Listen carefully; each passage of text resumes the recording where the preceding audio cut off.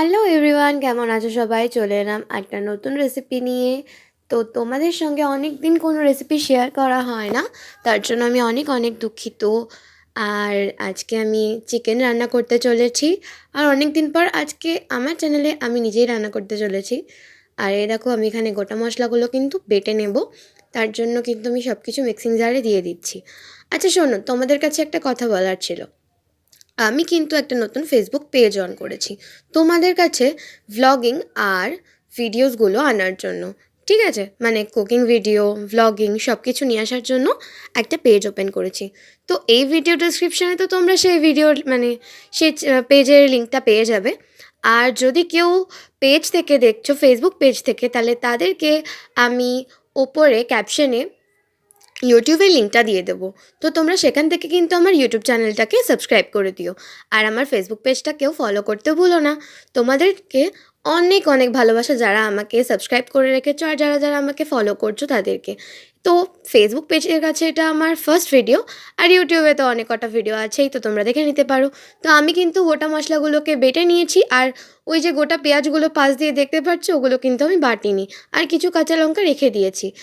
আর এখানে আমি কিন্তু গোটা আলুগুলোকে ভেজে নেব, কারণ চিকেনে আলু ছাড়া বাঙালির ঠিক জমে না। সমস্ত রান্নাতে যেন আলুর ভীষণ বড় একটা বলিদান থাকে, মানে কি বলবো। চলো তো দেখতে থাকো, রান্নাটা তোমাদের জন্য নিয়ে এসেছি। এখানে আমি কিন্তু এই রান্নাটা খুব সিম্পলভাবে রান্না করেছি, যে কোনো সময় ছুটির দিনে, রবিবারে। আজ যেমন রবিবার, তো রবিবারে ছুটির দিনে এরকম একটা চিকেনের রেসিপি তোমরা রান্না করে খেতেই পারো, যারা যারা খুব ভালোবাসো চিকেন খেতে তাদের জন্য। একদম সিম্পল একটা রান্না। তো আলুটা কিন্তু আমার ভাজা হয়ে গেছে। এবার আমি কিন্তু আলুগুলো ভালোভাবে ভাজা হয়ে যাওয়ার কারণে আমি এগুলোকে তুলে নেবো এক এক করে। তো তেল ছেঁকে ছেঁকে আমি কিন্তু সব আলুগুলোকে তুলে নিচ্ছি। ঠিক আছে? আর তোমরা কিন্তু অবশ্যই আমার চ্যানেলটাকে সাবস্ক্রাইব করে দেবে আর আমার পেজটাকেও ফলো করে দেবে। ঠিক আছে? যারা যেখান থেকে দেখছো তারা অবভিয়াসলি পরের অপোজিট চ্যানেলটাকেও সাবস্ক্রাইব আর পেজটাকে ফলো করতে হবে। তো এবার আমি কিন্তু তেলের মধ্যে ওই আলুগুলো তুলে নিলাম। এবার দিয়ে দেবো তেজপাতা। তেজপাতাগুলো দিয়ে দেওয়ার পরে আমরা এটার মধ্যে যে বাকি একটু পেঁয়াজ রেখে দিয়েছিলাম, সেই পেঁয়াজটা আর গোটা পেঁয়াজগুলো দিয়ে একটু ভেজে নেবো।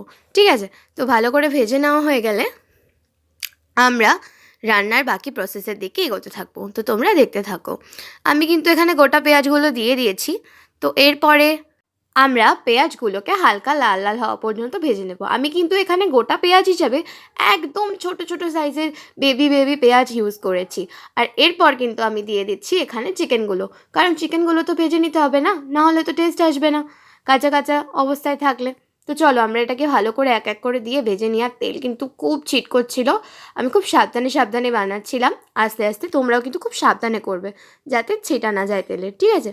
তো আমি এখানে চিকেনগুলো এক এক করে দিয়ে দিচ্ছি আর তারপর চিকেনটাকে ভালো করে তেলে ভেজে নেব।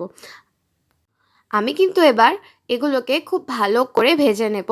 আর দেখছোই ওপরের দিকে নিচে যেগুলো ছিল, মানে প্রথমে যে চিকেনগুলো দিয়েছি ওগুলো কিন্তু হালকা ব্রাউন ব্রাউন হয়ে এসেছে। মানে এবার কিন্তু এটা ফাইনভাবে ভেজে নিতে হবে আমাদেরকে। একদম কালারটা চেঞ্জ হয়ে যাবে, রেড থেকে হালকা হোয়াইটিশ ব্রাউন টাইপের হয়ে যাওয়া পর্যন্ত আমাদেরকে এইগুলোকে, চিকেনটাকে ভালো করে ভাজতে হবে। আর তারপর কিন্তু আমি একটা অদ্ভুত জিনিস অ্যাড করলাম, দেখলে? আমি কিন্তু গোটা রসুন দিয়েছি। এতে কিন্তু চিকেনের ফ্লেভারটা খুব সুন্দর হয়। তোমরা মাটনেও কিন্তু এই গোটা রসুনের ব্যাপারটা দিতে, মানে করতে পারো, ট্রাই করতে পারো যে গোটা রসুন দিয়ে ভেজে দেখলে, মানে রান্নাটা করে দেখলে গোটা রসুন দিয়ে চিকেনটাকে। তো আমার কিন্তু চিকেনটা প্রায় ভাজা হয়ে গেছে। তোমাদের সাথে গল্প করতে করতে একদম কালার চেঞ্জ হয়ে গেছে আর চিকেন থেকে কিন্তু হালকা স্টু টাইপের বেরিয়ে এসেছে। ঠিক আছে? তো আমি কিন্তু চিকেনগুলোকে ভালো করে ছেঁকে তুলে নেবো। পেঁয়াজ, চিকেন সবটাই আমি তুলে নিয়েছি, কিন্তু দেখতে পাচ্ছ তোমরা আমি কিন্তু রসুনগুলো তুলিনি। রসুনগুলো কিন্তু ভালোভাবে ভাজতে হবে আর ভালো করে কুক করতে হবে। এবার আমি যে ফার্স্টে গোটা মশলাগুলো বেটে রেখেছিলাম না, সেই সবটা এবার আমি তুলে মশলাটাকে ভেজে নেবো। ঠিক আছে? একদম ভালো করে লাল লালভাবে কষিয়ে কষিয়ে মশলাটা ভাজতে হবে, যাতে এক ফোঁটা কোনো কিছুর গন্ধ না থাকে। এবার কিন্তু আমি যেটা অ্যাড করব, আদা বাটা। আদা বাটা আমি এখানে 3 চামচ, 3 থেকে 4 চামচ মতো অ্যাড করেছি, কারণ আমার এখানে অনেকটাই চিকেন রয়েছে আর আলু অনেকটা পরিমাণ রয়েছে। আর হলুদ দেবো 1 চামচ আর 1 চামচ আর হাফ চামচ। ঠিক আছে? আর এবার স্বাদ মতো লবণ দিয়ে দিতে হবে। তোমার মাংসের পরিমাণ যতটা, আলু, মাংস এবং মশলাটা দেখে তোমার যতটা মনে হচ্ছে স্বাদ মতো লবণ লাগবে, এবার তুমি সেই অনুযায়ী দিতে হবে। আর তারপরে এটাকে ভালোভাবে কষিয়ে একদম ইয়াম করে বানিয়ে ফেলতে হবে মশলাটাকে, যাতে একটা মশলা থেকে সুন্দর গন্ধ বেরোবে। আর দেখছো তেল ছেড়ে গেছে, কিন্তু মশলা কিন্তু কড়াইয়ের ওপরে উঠে আসছে। আমার কিন্তু প্রায় কমপ্লিট হয়ে এলো মশলা কষানো।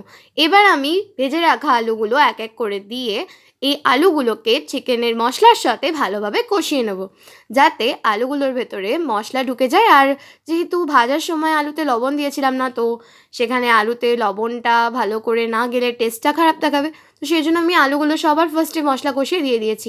আর তারপর কিন্তু ভেজে রাখা চিকেনগুলো আমার যখন দেখবো যে আলুটা কষে গেছে সুন্দরভাবে মশলার সঙ্গে, আমি কিন্তু এখানে ভেজে রাখা চিকেনগুলো এক এক করে দিয়ে দিচ্ছি। আর তারপরে কিন্তু আসল খেলা শুরু হবে। চলো এবার মাংসটাকে ভালোভাবে কষিয়ে নিই, আর যাতে আমাদের মাংসটা খুব টেস্টি, ডিলিশিয়াস আর টেম্পটিং হয়ে ওঠে। আর সবাই যারা যারা চিকেন লাভার আছো তারা তারা সঙ্গে সঙ্গে লাইক করে দাও আমার চ্যানেলের ভিডিওটাকে। আর তোমরা কিন্তু তোমাদের বন্ধুদের সঙ্গে, যারা খেতে ভালোবাসে, ভোজন রসিক, সেই সকল ফ্যামিলি মেম্বারদের সঙ্গে শেয়ার করে দাও, যাতে তারা এটা বানাতে পারে। এবার আমি মিক্সি ধোয়া জলটা দিয়ে দিলাম, কারণ মশলার নষ্ট করা তো ঠিক হবে না, না, সেজন্য আমি ওটা ধুয়েও জল দিয়ে দিলাম, বাটিটাকে ধুয়ে। তো এবার আমি এর মধ্যে জল অ্যাড করব, কারণ মাংসটা কিন্তু বেশ কষে এসছে, তোমরা দেখতে পাচ্ছ। গল্প করতে করতে কত তাড়াতাড়ি রান্না হয়ে গেল। তো একটু মা আমাকে হেল্প করে দিচ্ছিল। তো দেখো কত সুন্দরভাবে জিনিসটা রান্না হয়েছে, একদম ইয়াম না? তো এটা কিন্তু এরকম কষা কষা মাংস হবে না, কারণ বাবা বলেছে আজকে একটু ঝোল ঝোল করে রান্না করতে। আর এবার আমি এখানে কিন্তু ওর জন্য জলটাকে অ্যাড করে দেবো। আর মাংস একটু ঝোল না হলে ঠিক ভালো লাগে না, তাই না? তাই আমি একটু ঝোল ঝোল করে এটাকে বানাচ্ছি। তো ভালোভাবে এবার আমি এটাকে জলের সঙ্গে মাংসটাকে মিশিয়ে নেব, যাতে আমার এটা খুব ভালোভাবে রান্না হয়ে যায়। আর যেগুলো যেগুলো একটু কয়েকটা সলিড পিসগুলো যেমন হালকা মানে শক্ত শক্ত হয়ে থাকে, তো জল দেওয়ার কারণে এখানে কিন্তু খুব ভালোভাবে মাংসের সলিড পিসগুলো মানে সেদ্ধ হয়ে যাবে। আর এবারে আমি কিন্তু নামানোর প্রায় মুখে মুখে, কারণ গ্রেভিটা দেখছো খুব সুন্দরভাবে গাঢ় হয়ে এসেছে। আর আমি এরপরে কিন্তু দিয়ে দিলাম হালকা গরম মশলা আর একটু চিনি স্বাদ মতো। আর আমার কিন্তু চিকেন কারি রেডি। আর চিকেন কারি কি, মানে যেহেতু এটাকে চিকেনের ঝোল বলতে পারো, সিম্পল একটা চিকেনের ঝোল, তো সেটা কিন্তু আমার সম্পূর্ণ রেডি হয়ে গেছে। দেখেই তো আমার খেতে ইচ্ছা করছে, এত টেস্টি হয়েছে এটা। তো সবাই খুব ভালো বলেছে রান্নাটাকে, আমার সেজন্য খুব আনন্দ হচ্ছে। তোমাদের কেমন লাগলো অবশ্যই আমাকে কমেন্ট করে জানিও, আর বাড়িতে অবশ্যই বানিয়ে খাবে। আর আমার চ্যানেলের পক্ষ থেকে সকলকে এক মুঠো ভালোবাসা। বাই।